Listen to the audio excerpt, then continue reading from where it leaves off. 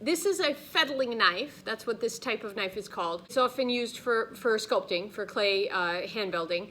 Often comes in kits, like decorating kits and stuff like this. This one has a nice long blade, sharp on the edge, useful.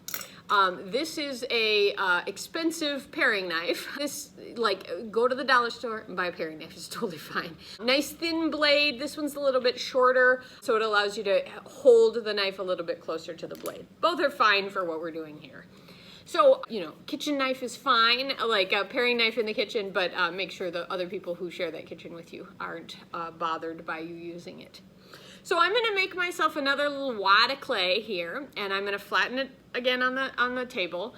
And now I wanna mark what kind of design I want. And so I'm gonna make a YV again. And to help me map that out, I'm just gonna use a rubber tip tool. These are flexible tips, and so I can kind of rough it in. Now I'm gonna try to remember that I gotta face backwards this time, right?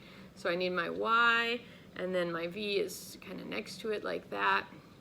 So I've kind of roughed in where this needs to go with my, and I'll show you that in just a moment.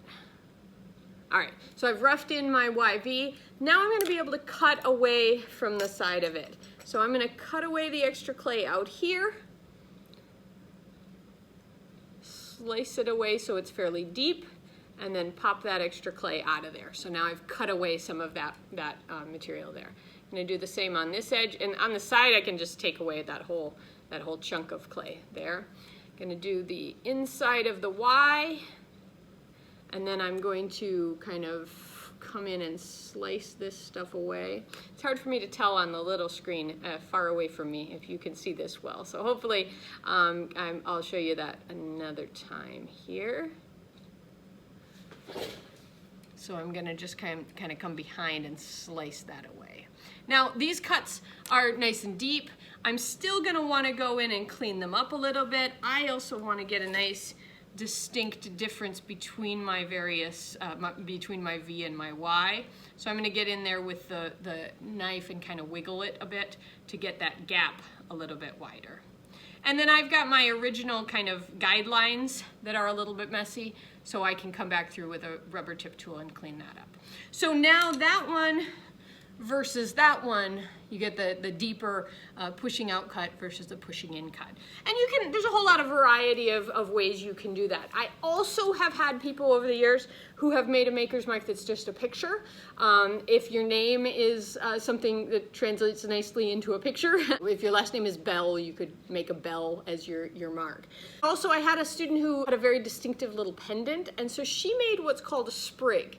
And the sprig is the reverse of a stamp. What she did, and I'm gonna show you, I'm gonna pretend that my distinctive necklace is this weird button thing. So what she did is she took the clay and made an indent in the inside of it, like pushed in like this. That indent then is gonna become a little tiny mold. So I'm gonna press this onto here. I'm pressing that clay onto that button, and I'll show you the underside here. Depending what you're pressing on, maybe it may want to stick to it. So you can brush it with a little bit of cornstarch. You can spray it with something like Pam, but that gets kind of sticky. I think cornstarch is a little easier to work with. And then I'm gonna peel this off of here gently. And because my button is a little bit plastic, it wants to stick because it's small and got gaps in it. I think I'll be able to get it out of here without messing up my stamp. There you go, there's my sprig. Things that are drier, something like the end of a shell, depending on the texture, it may come off easier, I guess is what I'm getting at. But you can try a whole bunch of things. When you roll up your ball of clay to make your sprig, make sure there aren't a bunch of cracks in it. I had to re-roll it and put down the shell to get those cracks out. So I'm gonna press the end of the shell on here, and that's gonna give me that little spiral from the shell, a sprig. Let me show you how those work. I've got a whole container of sprigs that I've made with various things. Let's see if I have a button. I have a shell. I'll do a shell. It doesn't look like I have an already fired button. The way stamps and sprigs, both of them work, is that the clay is fired and it turns into ceramic. The ceramic has been fired. It's hard. It's also porous. So when I press wet clay into here, the porous ceramic from stamps or sprigs soaks up a little bit of the moisture in the clay, causes the clay to shrink just very slightly, and then I'm able to pop it out, and that's my sprig. My sprig sticks out. I can score and slip and attach this onto the side of my pot, and my signature sticks out rather than sticking in like it does with the stamp.